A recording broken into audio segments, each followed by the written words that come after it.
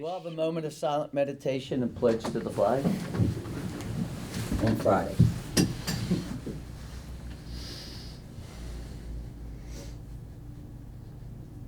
Thank you. I pledge allegiance to the flag of the United States of America and to the republic for which it stands, one nation, under God, indivisible, with liberty and justice for all. Good morning. It's 10 o'clock. It's July 29th, Friday, and all three county commissioners are here, and we'll start with consent approvals, and we'll do some changes. Okay. Okay. We have 5 replacement tickets requested for $1,265.40, 40 exonerations for $19,348.34, minutes for July 20th, 2022. Vouchers, General County Fund, $33,659.62. Chestnut Ridge Park, $2,959.61. Camp Muffley, $9,762.74. Mason-Dixon Park, $1,855.45. Payroll, $1,821,647.94. Purchasing card vouchers, General County Fund, $2,519.28. Home confinement, $82. Chestnut Ridge Park, $772.36. Mason-Dixon Park, $94 for a voucher total of $1,873,353. We have budget revision, but we'll take that up afterwards. Position vacancies for boards and authorities are listed on our website. Fiduciary orders for July 29th, 2022. Move to approve consent agenda as presented. Second. Properly moved in second. All those in favor say aye. Aye. So I have space in there. It's Friday. We also have a fiduciary commissioner recommendation in the estate of Shelby Leary. Yeah, on this one, it was a petition to remove the executor filed by one of the heirs. And prior to the hearing being held by the fiduciary commissioner, that petitioner withdrew that application or that petition. So the fiduciary commissioner reviewed the file and made a recommendation to the commission to go ahead and remove that executor anyway. I think it would be prudent for us to give the executor 30 or maybe till the first meeting in September to bring that estate current. Because it's been some time since any action's been taken on that estate, 2020, I believe. So it'd be my motion to I don't know if we need to make a motion and vote on it, just to be my recommendation that we wait to take action on the First meeting we in stay September. action on her recommendation. on her suggested order, Right. and provide direction to the clerk's office to put the executor on notice. Yes. Yeah. Absolutely. Okay. So I think that. Yeah. Is that I guess a motion? Good second. I guess Let's reset. That's the motion. Okay. Second. Okay, so we're just delaying it for 4 weeks. So September the 7th. Yes, It'll September come up 7th. back on your So, agenda. yes. that- Okay, properly moved in second. All those in favor say aye. Aye. Aye. Okay, budget revisions. Okay, so according to state code, county commission is required to make a budget revision for the general county fund to take into consideration carryover. If there's any, where we estimated what we thought our carryover is versus what it actually came in at. Mm-hmm. Commissioner Score, you want to Sure. cover that? Sure. The well, first, why don't you read the letter to the clerk as far as the accounts that you're changing, Okay. if you don't mind. Okay, so I'm not exactly sure how to do that. Okay. All right. So the first thing, the fund balance budgeted. So that's the carryover that we budgeted. It's going to be decreased by $1,474,277. To account for that, we have to increase some expense accounts. That account is a revenue account. So we have 43103. There's 5 of these that are associated with the circuit clerk's office, because in conversations with the circuit clerk's office and us prodding them, they're actually going to finally hire an additional person. So we're adding, at this time when we do this, we adjust things that have come to light since we last approved our budget, and this is one of them, the county clerk's office. So Circuit clerk's office. I'm sorry, the circuit clerk's office. So there's an increase of about $63,410 for the circuit clerk's office. Contingencies will be reduced by about by $549,687. We have dams and dredgings where we had approved the request from UMRA, so there's $10,000 there. We moved some money off of parks transfer funds because that number was too high. It was $1,125,000, and we moved it down to just a little bit south of $1 million. So we moved $150,000 from that account. Fairs and associations for Scott's Run Fair, we added $1,000. Historical Scott's Run Museum, we added $1,000. Your community foundation, that amount wasn't addressed in the budget, so we had already approved the budget, so we put $150,000 in for that. I had $250,000 that was sitting on in our data processing account for broadband expansion, and that's $250,000 that all those dollars will come out of the ARPA fund. So And that's the capital projects one, not the regular. So the capital projects for data processing. So we removed that. And then our other buildings, 911 center, we had $1 million in there, but we won't, as you recall last week when we approved them working on the lease, we won't be making payments on that till next fiscal year. So we reduced that down from $1 million to $250,000. Because we won't be spending those dollars. The $250,000 will help with costs that we'll incur as we're buying furniture and stuff for the building, but we won't actually be paying that lease payment until then. So those expenses amount to $1,474,277, which matches the revenue deduction. Also, a lot of things we did towards the end of the year, or things that we had done, budget items that we didn't have in our original projection. It's good to recall those because we made some decisions at the end of the year that we could have waited till this year, but we went ahead and moved forward, like the building purchase. We weren't sure if the building purchase was going to come in last year or this year. Well, it came in last year. That had been plodding along, and then all of a sudden we were able to make hay. So that was $560,000 hit to last year's budget. The mini swimmers wasn't originally budgeted. That's at $310,000. So that's something that came up since the last budget. We had additional audit costs of $35,000. We were billed for 2 audits in 1 year. The YCF endowment, we agreed to that towards the end of the year, so we just moved money from contingency. But these are all things that kind of affected last year's budget and why we need to move money over. EMS pay raises, that was $130,000 in January. The health department non-base building raises was $100,000. The Morgantown Community Resources community room, there's $125,000 that we agreed to towards the end of the year that was taken from contingencies.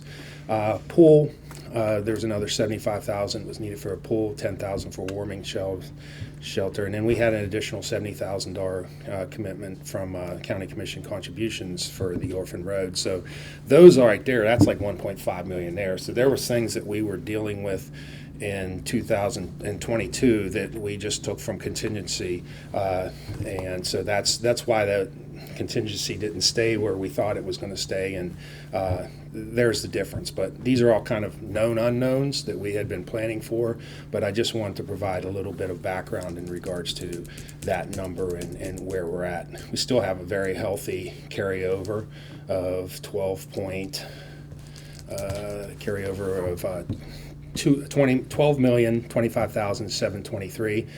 We still have 80% of our contingency budget is funded, even with all these moves. So we're still in really good shape. Our contingency budget would be $3,370,735, which is actually higher than last year. So we're in this really good shape, but I thought we just needed to provide a little bit more detail to these changes towards the end of the year. So unless there's any questions, I don't have anything else. No. You move that. Is that your motion? Is that your motion? I move to To do what you approve said, yeah. the budget changes as presented. Second. Pop moved in second, and that's the reason why we had the meeting, because we had to have it done today. So all those in favor say aye? Aye. Aye. Okay, it passes. Thank you for the clarification.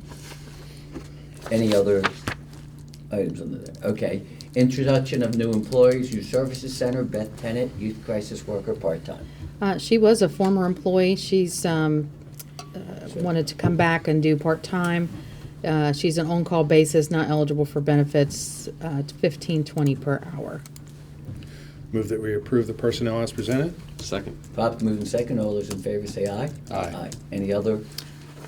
Yes, JR had a couple. Christine David, part-time seasonal, Camp Muffley. I think this is a lifeguard. The lifeguard, yes. Okay, $11 an hour.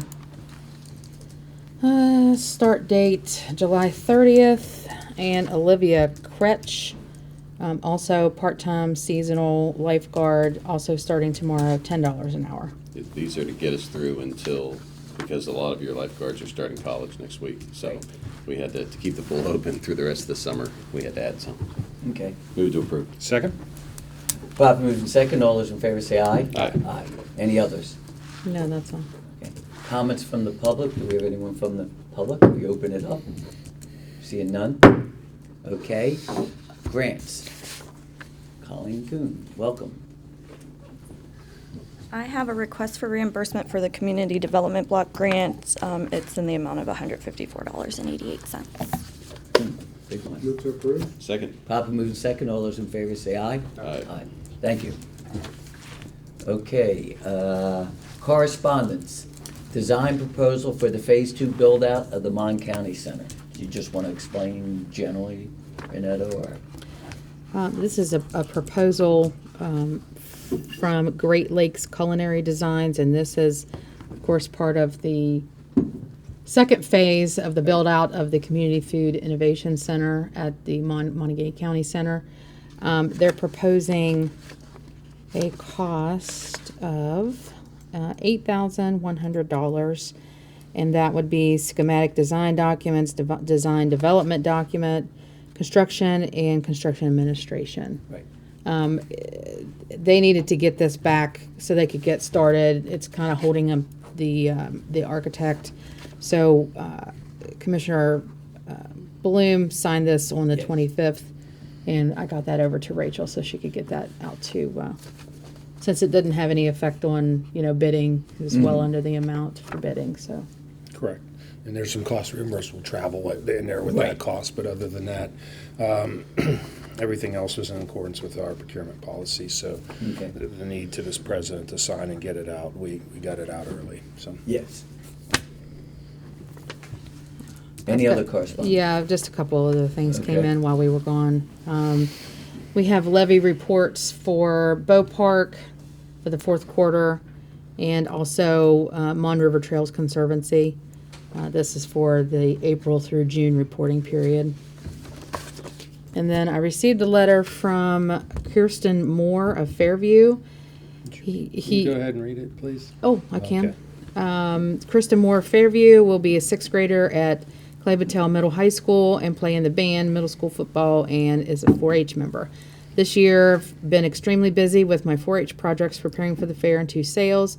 I would like to invite the 3 commissioners to the Mon County sale on August 13th at 6 p.m. and the Wadestown sale on August 20th at 6 p.m. I've consigned a lamb, a steer, and a hog to the sales. I hope you are able to attend the shows and even the sales. It's handwritten. That's okay. That's it. 4-H'ers work hard with our projects. Thank you, Kirsten. Very nice. Yes. Thank you. That's it. Okay. One other item you want to bring up under correspondence? The MSA, Yeah. whatever. We approved that MSA on the 29th of June for the president to sign. We now have the fully executed copy, so we'll just bring it up to record the copy into the record. But that's the master services agreement with Lit Communities for broadband support. Right. Okay. Thank you.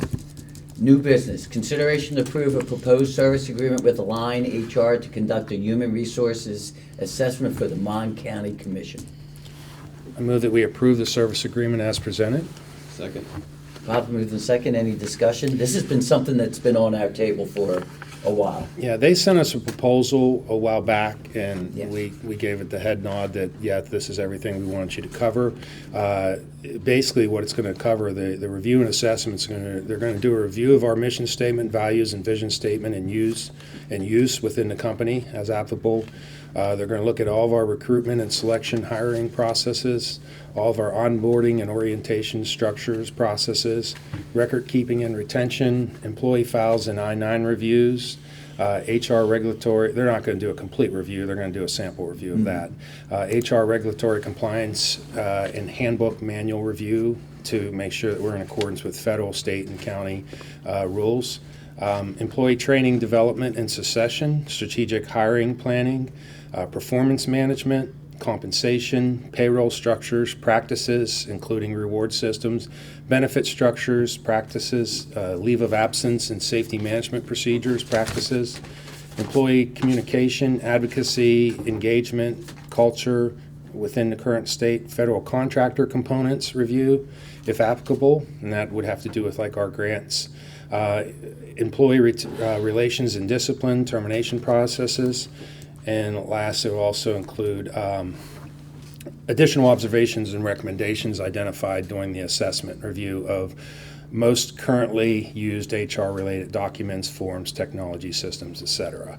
So this whole assessment, the total cost is $10,575, which we'll pay half when they start and then half upon completion. They're going to give us a 40 to 50 page deliverable. HR assessment reporting outlining the findings to approximately 135 questions. And then we expect this report to provide a roadmap for items and needs addressed along with best practices, so it will help us determine next steps with our future HR support needs. So they're going to start in late August or early September. So really looking forward to getting this started. We've been working on this for a long time. Any questions? No. The Very problem- excited. Yes. Properly moved in second. All those in favor say aye. Aye. Consideration of approval and award of task order number 1, professional service to the master service agreement MCC-MSA-001 with Lick Communities Broadband Incorporated. Yes. I move that we approve the task order 001 to MCC-MSA-001 as presented. Second. Properly moved in second. This is the professional services that they're going to provide to do the engineering and basically everything that needs to be done for the first ring, which is ring 11. They'll do all the engineering and they'll provide bid packages. They'll assist with the procurement process, and then actually when individuals are hired or we contract out the actual work, they'll act as an owner's rep to make sure that the work's done in accordance with the specifications and any of our wishes. So this is really it's exciting because this is where we start getting to, people in the field doing all the engineering into a point where we're going to have maybe shovels in the ground early next spring. Great. Yeah, this is our first step in developing that first ring in the western end of the county. So all those in favor say aye. Aye. The second is also similar. Consideration, approval, and award of the task order number 2, grant service to the master service agreement MCC-MSA-001 with Lick Communities Broadband. Move to approve task order 002 to MCC-MSA-001 as presented. Second. Pop moved in second. Same thing, this is grant services. Now, this is more overarching because this is looking at all the other rings and all the possibilities to fund anything we want to do regarding broadband in Right. Monongalia County and bringing financial solutions to the table, whether that be grants, whether that be private financing, whether that be anything. So we have these services at our disposal, and they'll be actually on our behalf keeping an eye out for opportunities, and then when they identify opportunities and we decide we want to go after them, they'll actually, cradle to grave, they'll work the process of grant submittal, once post-award, administration, they'll assist with all of that. So that's what this one's for. Okay, great. Properly moved and second. All those in favor say aye. Aye. To consider approval of funding of up to $5,000 to support of the West Virginia Black Bears United Way ticket giveaway for concession and merchandise vouchers and tickets to the Shack Neighborhood House as part of their community outreach program. Move to approve the request as presented. Second. Properly moved in second, and this is just a request through the West Virginia Black Bears, where we have that funding to do community programs. All those in favor say aye. Aye. To consider for approval requisition number 5 for Series 2021B Harmony Grove Phase 1 Project Fund. Requisition is for $273,025.79. And those funds will be paid to Preston Contractors for the Industrial Park Road Extension and Adrian Enterprises for project management. Okay. Move to approve requisition number 5 as provided. Second. Properly moved in second. All those in favor say aye. Aye. Great. Any other new business? No, sir. Okay. Seeing none, I see reports from elected officials. We have an elected official here. With that shirt on, I thought maybe looks like you you were went to- gonna, I just thought you came were going back to from the speak in the Jimmy public Buffett. You thought it was portion. in public. Yeah, no, I thought you just came from the Jimmy Buffett concert. Close, close. It's my casual Friday today. Okay, good. As I like to do each year is to kind of give an update on our satellites. Normally, we've carried them through all of July and into August. This year, we did something different. I lumped everything into the first 2 weeks of July just because to try it and see what we did. So we have 8 and 9 on the Saturdays.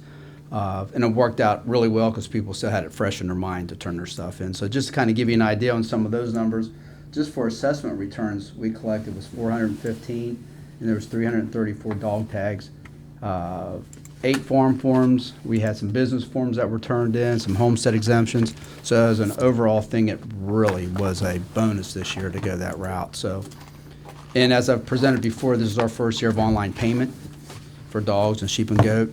And to this point for July, we've had 1,025 that have accessed Really? that site.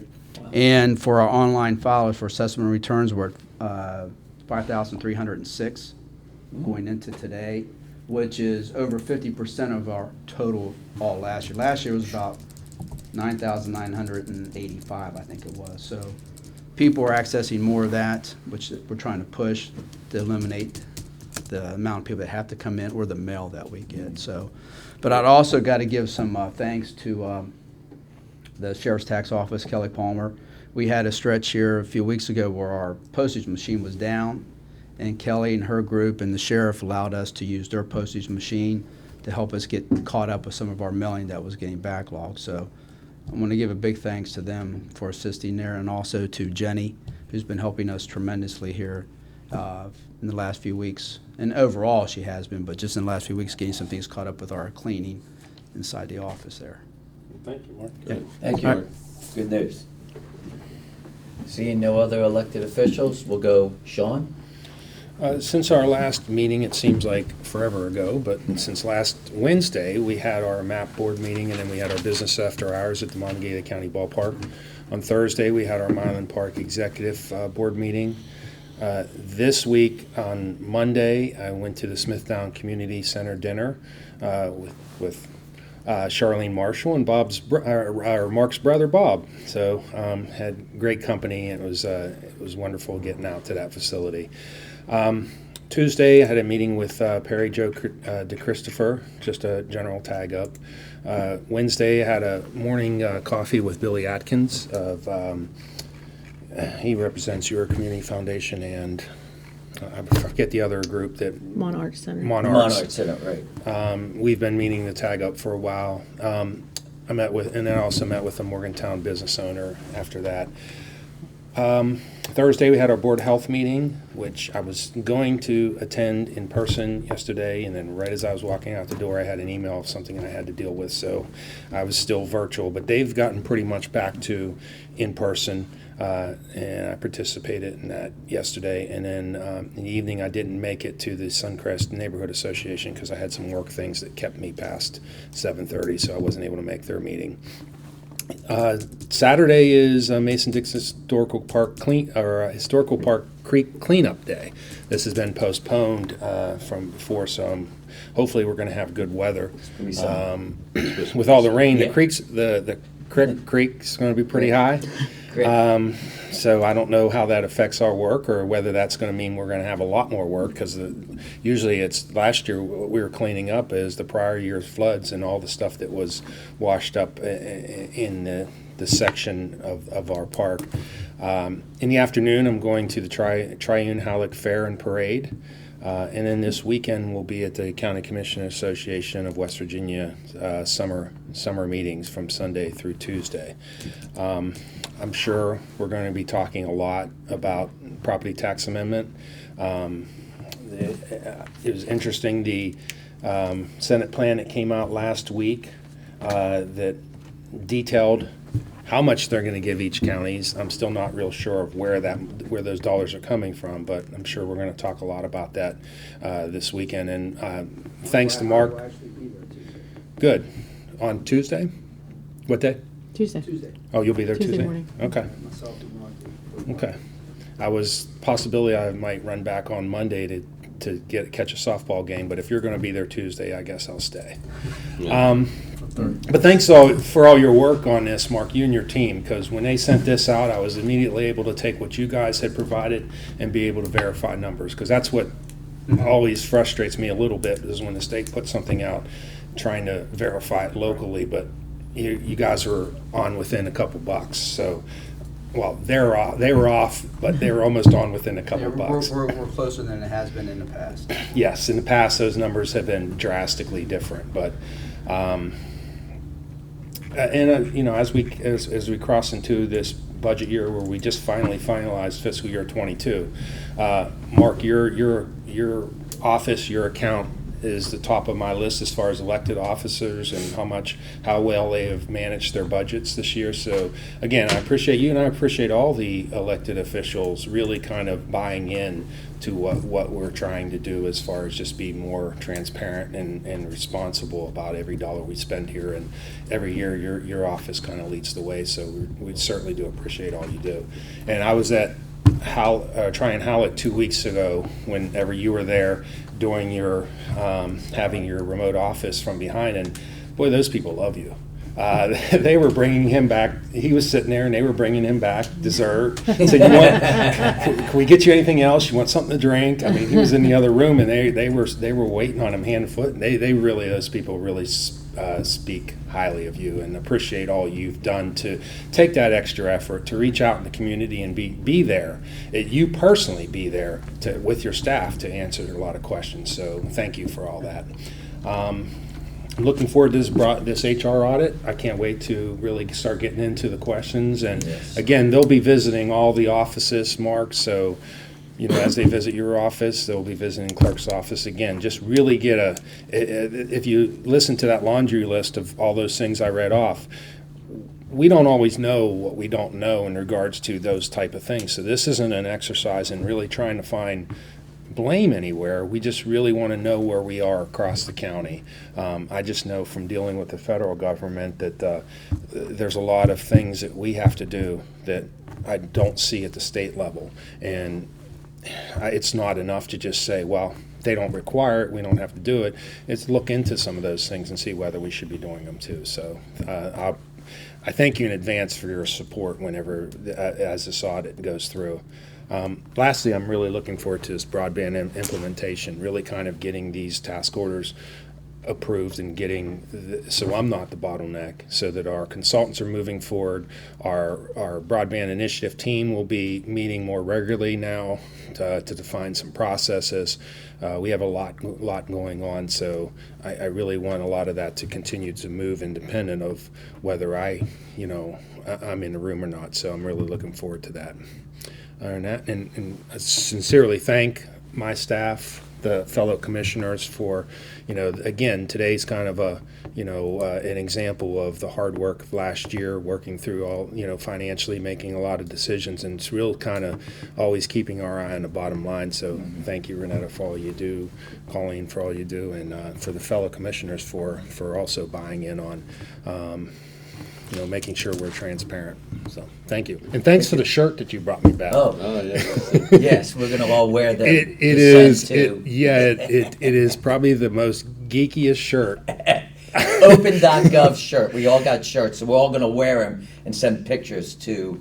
I mean, it's JB got like and a then- word cloud in the back that like throws out all these financial terms that that just screams geek. It's pretty bad. So I'm looking forward to wearing it. Good. I'm also looking forward to the human, not to be confused with the human resource audit that we're going through. We spend an innumerable number of hours working on HR issues, and what this is really about is just doing right by our employees, giving them all the benefits that we can, and helping them utilize in a proper way anything that we can offer them, and making sure that we're doing right by them. Also wanted to thank Renetta and Sean especially for all their work on the budget revisions. This county is incredibly fortunate to have a commissioner and an administrator that are so well versed in accounting, and I mean, we've got a professional procurement officer and basically an accountant in Commissioner Sikora that really understands these things. And Tom and I get the broader scope, but as far as the in the weeds details of it, you're talking French as far as that goes, and we're very fortunate and blessed to have you two to guide us through that. So thank you for all your work that goes into those things. So that's all I've got. I got a couple of things. First of all, Renetta, Colleen, and I went to the NACO convention in Denver, Colorado, and where we have hills, they have mountains. And everyone keeps saying, but ours are older, so they've shrunk. But there was three things that were clearly overriding theme, and it was mental health, mental illness, and substance use disorders affecting everything. So whether it's Mon County or in Colorado or Florida, those were the major themes and how it affects the budget. So I brought some literature back on that. Since you mentioned, Sean's work on the budget, which is amazing, and Renetta's, we were there, and as we were there, Renetta has been offered to join the County Executives of America, being not only representing Mon County, but would be the only one in West Virginia. So I would like, if she's willing to do it, consider it, and it's something that I was really pleased that, they were very interested in her joining that. They had numerous topics, and the two that I really felt the most important was Building Resilient Economies in Coal Communities Initiative. This is a big federal initiative, and it was just a little interesting as I went to the meeting how I had talked that we had state come to us over in, was it the Shack? And it was real interesting. The state's doing their own thing, not working with the feds, and what we want to try and do is make sure they combine it because there's money available for that. And the other was a local food solving local challenges, which was, I thought, really interesting. One other thing I do want to say that they have the Leader in People First Shelter Village Solution. This is what they're doing down in Charleston, these little mini homes, which the cost is enormous. But I want to say publicly, it was key. They said they could build all these they want, but unless you have the mental health programs backing them and being involved, it doesn't matter. And that's what happened over in Monongalia County, where we made where there was a mistake. There was no help to help these individuals. And if we would ever consider this, that has to be put in place. Let's see if there's anything else. Finally, and Mark is here. Mark, your name is always mentioned in a positive way. I've been working with the West Virginia Center on Budget and Policy. I am thrilled that the governor is now endorsing my concerns about the cost of, is it attainable to continue $500 to now $800 million a year to fund the counties? And I just sent to you, and I sent to the executive directors, Senator Tarr is trying to come to the conference. If he is, I've also sent some literature that I asked, but it basically says, quote, Senate plan for Amendment 2 relies on unrealistic revenue and spending assumptions, would quickly become unsustainable. And then there's all this documentation. A lot of it has to do with what you and the assessors have done. We're able to prove that people forget that most of the money that was spent on other activities and why we have such an overflow of funds is because of ARPA funds. That will not exist after this year. So it's a literature that if Senator Tarr goes there, I've asked that this literature be handed out, and Pat and Jonathan said they would, and I sent it to you. But I think it's really good, the key being that I want the public to have all the information when they make that decision. It is clear, and the governor is correct, we cannot do the 10%, which is about 200 million, and also do this property tax at the same time. And I hope that we're able, I hope it does fail, personally I'm saying, I hope it does fail, and then we would be able to come back to the table and look at options. None of us in this room like the personal property tax. It is horrible, but we need to make sure that there's a plan in place. So that's my little, Well, and Go ahead. Yeah. The thing to that is, there is no plan to say when that would be implemented. Right. If it were to pass, it could be years down the road. It could, there is no plan. There's no mechanism in place to establish how that will be funded, other than if it's a general revenue. Right. Where's that money going to come from? As you said, that value's increased because you got to throw public utilities possibly in there, then everything else that could come into play. Where's that money come from? And what happens to those counties that are smaller? Right. They can't do that. So, yeah, there's just so many unanswered questions. But the other side of that is, what they failed to mention is if this passes, that gives them the control Right. of current and future legislation to make that decision. But let's just say it does, and they want to put it back on the books because you change every 2 years basically in legislation. It doesn't come back to the voters. no. Once it passes, we lose our right to have that say if any other changes are made. That's the part I think is very critical to a lot of people, because it's not just us, it's kids, grandkids, great-grandkids down the line that establishment is Yeah. going. Yes. And the key being the difference, and the governor used the word shipwrecked, is because counties right now have a constitutional right to this funding mechanism. Now we're going to a wish list, which means we would have to wait on our budget to see how much is being budgeted from the legislature. And that's a wish and hope rather than a guaranteed. And that's a big difference. And I know, it's very difficult because everybody doesn't want to pay their taxes on the cars. I mean, but that's only 25%. There's so much more to it. And I just want the public to have all the information when they make a decision. Almost like you become wards of the state. Yes. If it were to go, and because you've got to go to them and ask them for money, how can you budget Right. within that aspect of not knowing what's coming in? I mean, that's a lot of money. I'm going to go back to Commissioner Spore, when you guys were looking at the part of you allocate this much money to this group or Right. this there.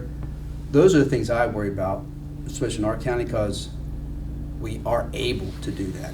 At 1.5 million. Would that be, where's that in the mix of things? Because we're at a 25 to 27 million overall as a county, including our municipalities, our Board of Education, Right. and our TIFs, and our excess levies. Levies. So, all that combined is that much, right, at this current time. Yeah. And we, when I say we, I'm even going back, multiple commissions have been fairly consistent that we agree that if we can find a way to remove these taxes Yeah. from the books, that'd be great. Where we've fallen, and I say, or where the state's fallen, is they failed to address the revenue side of it. It's always an afterthought. When the first two times that this legislation failed, it's because they didn't tell us where the revenue was coming from. Now, here we are. Sunday's 100 days from the election, and we're just getting a plan as far as what the revenue is going to be, but we still don't have a plan as far as where that's coming from. There's some assumption. So I think we've been very open-minded. I mean, Tom's mentioned before, and a couple years ago, oh, we're against this. And I said, wait, Tom, we're for looking modernization of our property tax system to help business. We're for that. It's just that we've never gotten to the point where the revenue issue has been solved, and it's clear. And that's the thing. We're being asked to, not we, the people, are going to be asked to take this right away from us. And as county commissioners, it's scary because then you have to rely on the state. And we're Mon County. I mean, how many conversations do we have in Mon County about the state not giving us our fair share. So that's why, I'm willing to listen to anybody and listen to anything and make final decisions. But and what we've been doing is just trying to tell the public, Right. these are your two options, and really you need to weigh that, and trying to not really tell people how they would vote. I know how I would vote, but I think my job is to educate on both sides, and then let the chips fall where they may. But we've been consistent as far as Yes. we'd like to modernize this. It is regressive. Yes. It hurts business, but that's the part that they've always failed. They've always waited to the end to say, "Oh, we really need to address this revenue," and I still don't have. I mean, I've heard all kinds of different proposals. I've heard proposals to backfill to go ahead and rebate us for dollars that we paid in 21. And then they threw the jail bills in there, and it's like, sometimes if something seems too good to be true, You keep it, yeah. It They keep probably adding is. more. So that's what scares me, is the lack of the detail. Okay, where's these dollars coming from?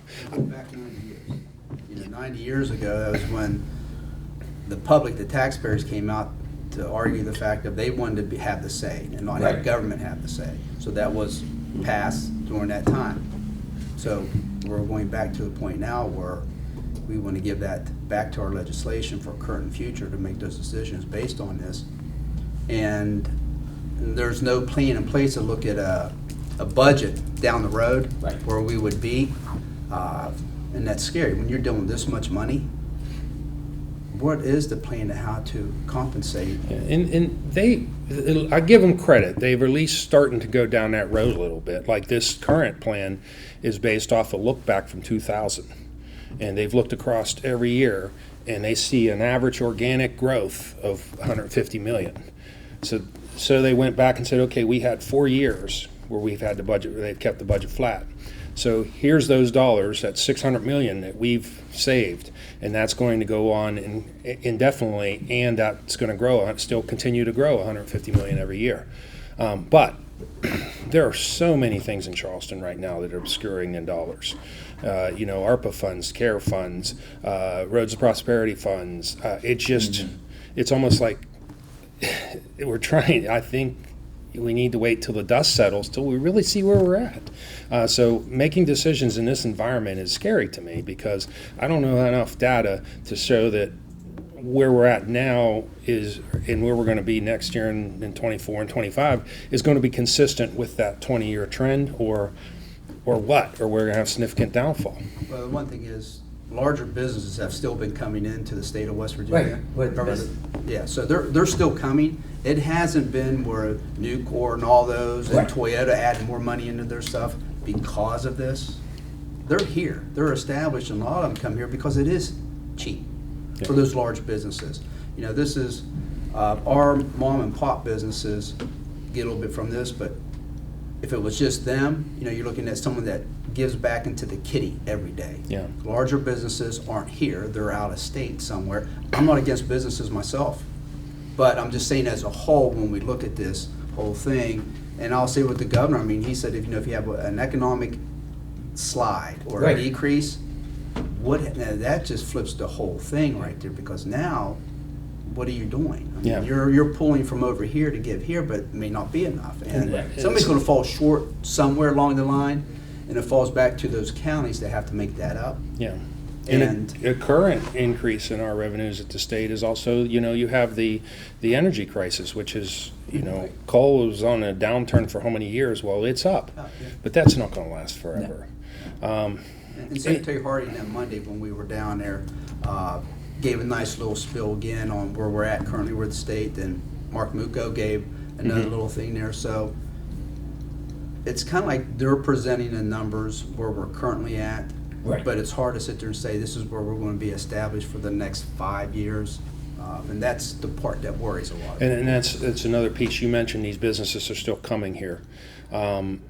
But a lot of the tools, and their side of that, well, a lot of the tools we're using to get them to come here is tax abatement. So we're trying to work around this thing. So There's good arguments on both sides. It'd just be nice if we could have this type of conversation instead of, each side kind of talking at each other, so. Do you want to add anything? Or you? No, I'm kidding. I know, we'll do. Do I have a motion to? So moved to dismiss. Sure. Second. We move to adjourn. We be Adjourn, gone. dismiss, whatever. Yes.